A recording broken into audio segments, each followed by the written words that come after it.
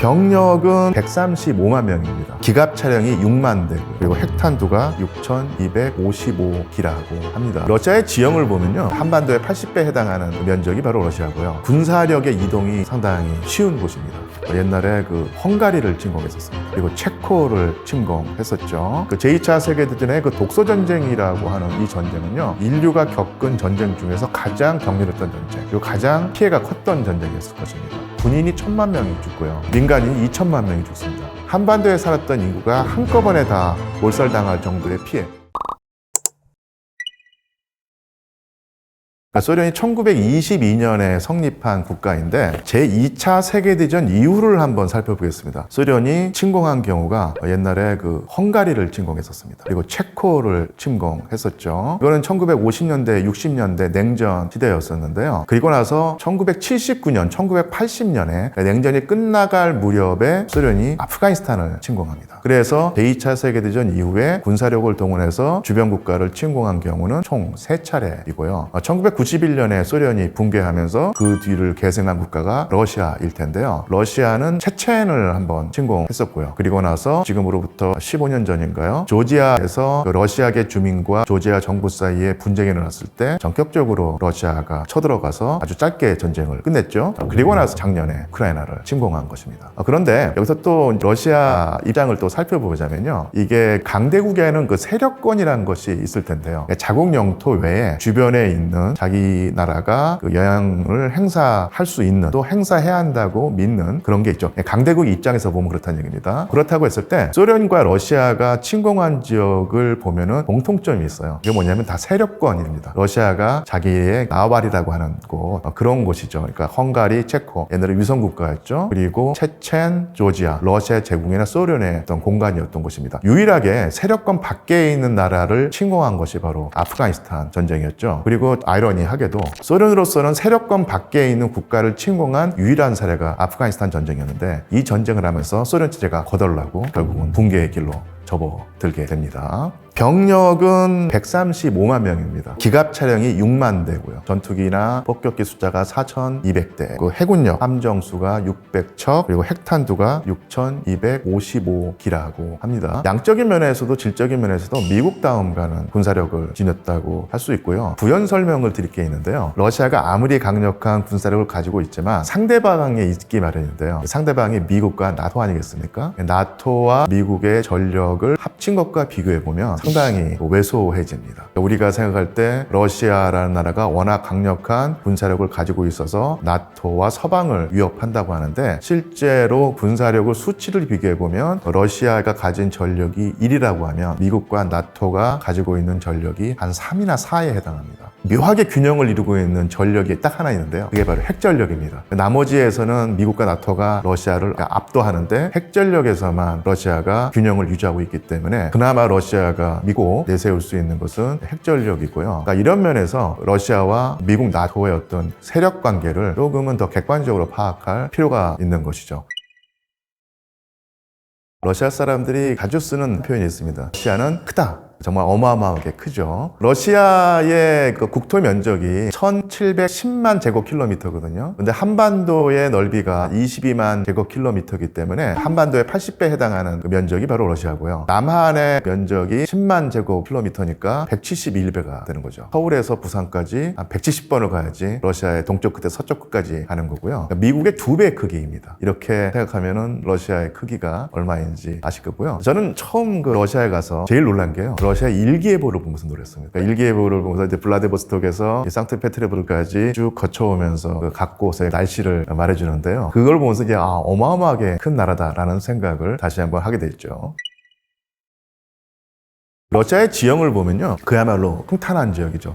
산을 보기가 힘듭니다. 러시아에서 그나마 산을 볼 수 있는 지역이 우랄 산맥인데요. 우랄 산맥조차도 사실은 험준한 지역이 아니라 상당히 완만한 산이거든요. 그래서 군사력의 이동이 상당히 쉬운 곳입니다. 그래서 항상 침공을 받기 쉬운 지역이었거든요. 한반도 같은 경우는 평야지대가 적고 산악지형이 많아서 강력한 군사력이 침공해 오면 산에 쌓은 산성을 중심으로 버티면서 지구전을 펼쳐서 적을 물리치는 어떤 그런 전술을 써왔죠. 그런 우리나라의 이제 한반도의 지형과 유라시아 정반대 지형이 바로 러시아, 시베리아일 텐데요. 그래서 유라시아 대륙에서 강력한 군사 국가가 있다고 했을 때 그 군사 국가가 러시아를 침공하면은 러시아로서는 막아내기가 너무너무 어려웠던 거예요. 그래서 한번 짚어보면요. 유라시아 대륙에서 가장 강력했던 군사 세력이 역시 몽골, 징기스칸일 텐데 13세기에 몽골의 침공을 받았죠. 그래서 240년 동안 지배를 받았었고요. 그리고 중세에 서쪽에서 독일 기사단이라고 독일에서 만들어진 종단이 식민 사업을 하면서 동쪽으로 가서 폴란드를 넘어서 러시아까지 오게 되는데 이것을 막아낼 때 상당히 고생을 했습니다. 러시아가.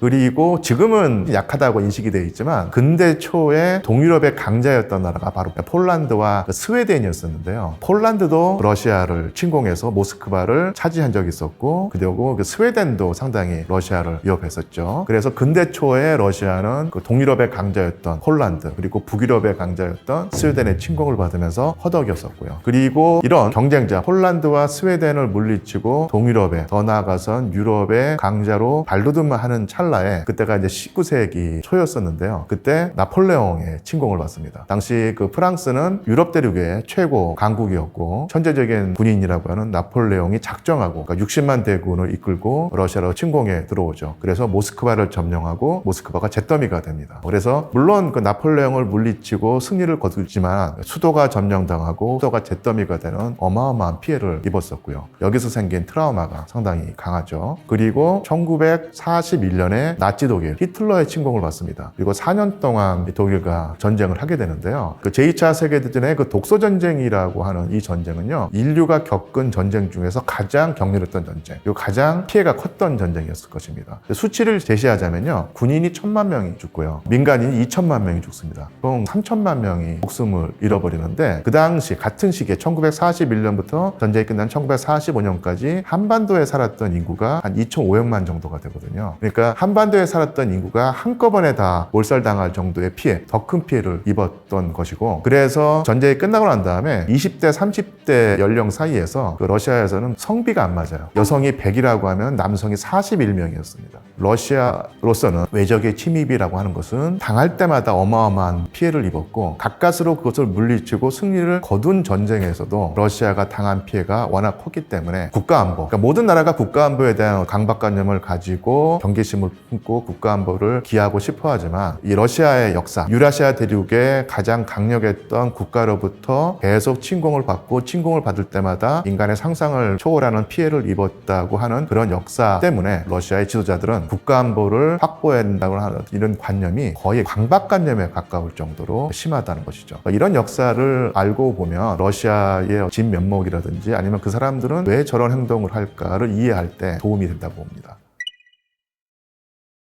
일단 우크라이나는 러시아와 딱 붙어있는 나라고요. 그리고 우크라이나의 국토 크기가 유럽 제2위입니다. 그러니까 유럽에서 가장 큰 국토를 가진 나라가 당연히 러시아고요. 그 다음에 프랑스나 독일이 아니라 우크라이나이죠. 그런데 러시아는 주변 강대국으로부터 침공을 받아서 엄청난 피해를 입었던 경험이 있기 때문에 그런 피해를 다시 입지 않기 위해서 썼던 전략이 뭐냐면요. 중간에 완충지대를 두는 겁니다. 그러니까 만약에 독일이 강하다고 하면 독일의 침공을 직접적으로 받지 않도록 그 중간에 버퍼링 역할을 해주는 국가를 두고 싶어 하는 것이죠. 그게 냉전 시대 때는 위성 국가였습니다. 체코, 헝가리, 불가리아, 폴란드 이런 나라였었죠. 그런데 1991년에 소비에트 연방이 해체가 된 다음에 그런 위성 국가들이 다 서방편으로 넘어가거나 아니면 아예 나토에 가입을 하죠. 그러면서 러시아가 항상 피하려고 했던 상황, 강대국, 그러니까 여기서는 이제 미국과 나토일 텐데 나토와 직접 국경을 맞대는 상황이 됐다는 얘기입니다. 그래서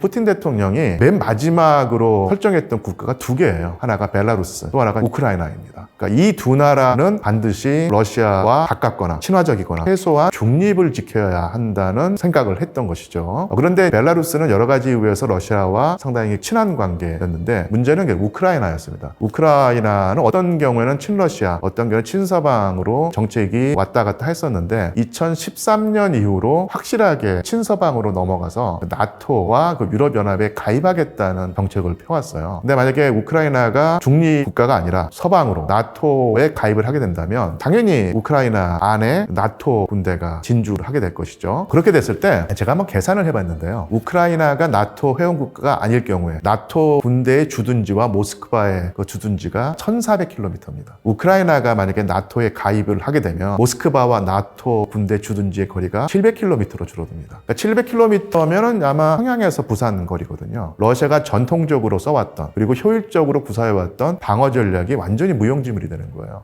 여기서 느끼는 러시아 지도자들, 일반 국민들의 공포심이란 게 이루 말할 수 없다는 얘기죠. 그래서 러시아 입장에서 보면 우크라이나가 나토의 회원국가가 되는 상황은 러시아의 안보에 직결타다. 가장 위험해지는 상황이 벌어지는 것이기 때문에 러시아로서는 생존을 위해서 우크라이나를 어쩔 수 없이 자신들의 영향권 안으로 끌어들이고 싶어 한다. 이런 생각을 하고 있다는 것이죠. 근데 그것이 분명 국제관계에서 지탄받아 마땅한 행동이지만 러시아로서는 우리도 살기 위해 하는 행동이다. 이런 식으로 정당화를 하고 합리화를 한다고 보입니다. 그럴 가능성은 크지 않지만 러시아가 우크라이나 전체를 점령한다. 그런 시나리오를 생각해 보자면요. 우크라이나 서쪽에 몰도바라고 하는 곳이 있거든요. 몰도바 가 사실은 친러시아 세력과 친서방 세력도 거기서 분쟁을 겪고 있는데 아마 우크라이나가 러시아 세력권에 확실히 편입이 되면 몰도바도 덩달아서 러시아 쪽으로 편입될 가능성이 상당히 큽니다. 거기까지는 충분히 예상할 수 있는 상황이고요. 그 다음에 폴란드와 러시아의 관계가 더더욱더 이제 긴장 관계에 들어가겠죠. 폴란드는 예로부터 러시아의 압박을 받아왔다는 피해의식을 가지고 있는 나라이기 때문에 더더욱더 신경을 곤두세울 것이고 더더군다나 폴란드는 나토 회원국이기 때문에 폴란드와 러시아의 분쟁은 더 크게 보면 러시아와 나토의 직접적인 분쟁이 될 수 있기 때문에 더 위험해질 수 있는 상황이죠. 또 한 가지 러시아로서 가질 수 있는 이점은요. 우리나라 널리 알려져 있지 않은데 2010년대 초반에 중앙아시아 국가들 그리고 러시아 그리고 옛날에 러시아의 일부였던 지역을 한데 묶어서 유라시아 경제연합이라고 하는 공동체를 만들려고 했었거든요. 유럽연합이라고 하는 조직이 있듯이 거기에 맞서서 대항해서 푸틴 대통령과 중앙아시아에 있는 권력자들이 유라시아 경제연합이라고 하는 조직을 구상을 했었죠. 웬만큼 모양을 갖춰줬었는데 여기서 마지막 퍼즐이 하나 빠져 있었습니다. 그게 바로 우크라이나였죠. 그러니까 우크라이나까지도 유라시아 경제연합에 가입을 하게 되면 푸틴 대통령 생각에는 유럽연합에 맞설 수 있는 강력한 발판이 마련된다고 했었는데 이게 2013년 이후에 그림이 완성되지 않았었는데 만약에 푸틴 대통령이 러시아가 우크라이나를 점령하게 되면 마지막 퍼즐이 짜맞춰지면서 푸틴 대통령이 구상했던 유라시아 경제연합이 완성되는 것이고 이것은 미국으로서는 상당히 감당할 수 없는 도전일 것이고요. 이런 상황을 생각하면 우크라이나를 절대로 놓칠 수 없는 그런 상황이 되고 있죠.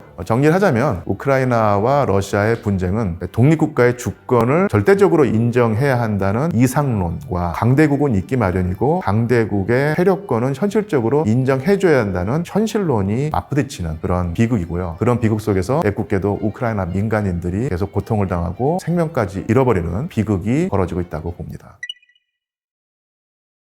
이제 장기 체류를 할 때 사귀었던 러시아인들이 있는데요.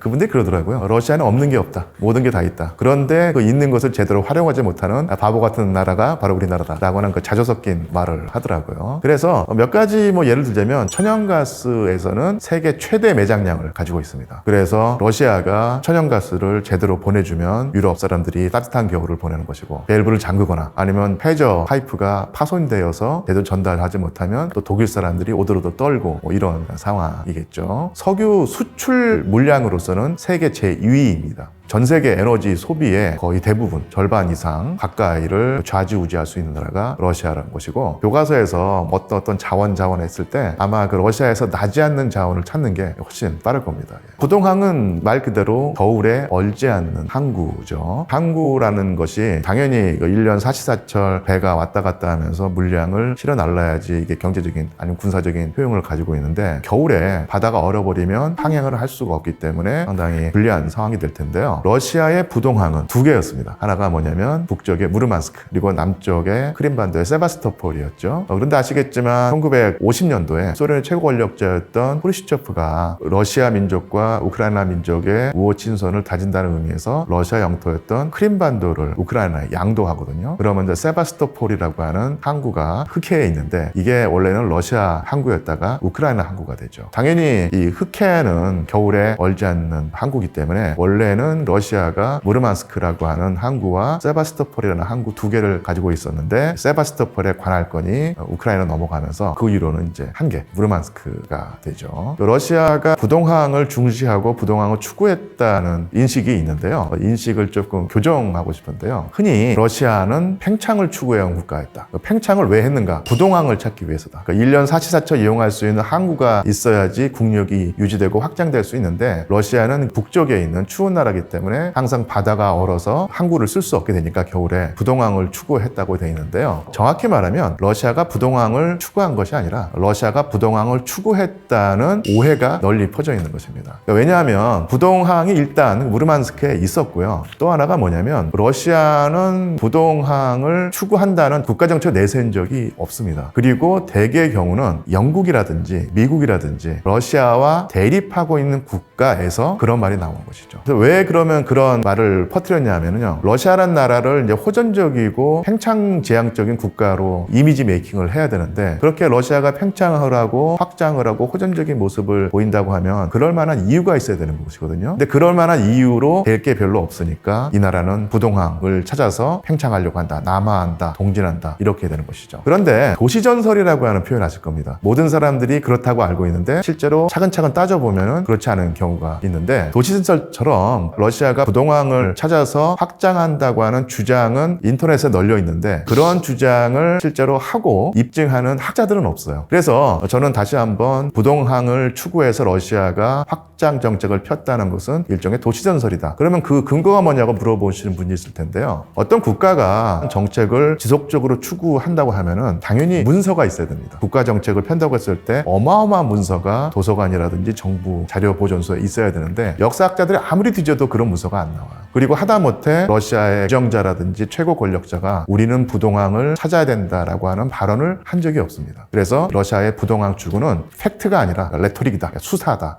이렇게 정리할 수 있습니다.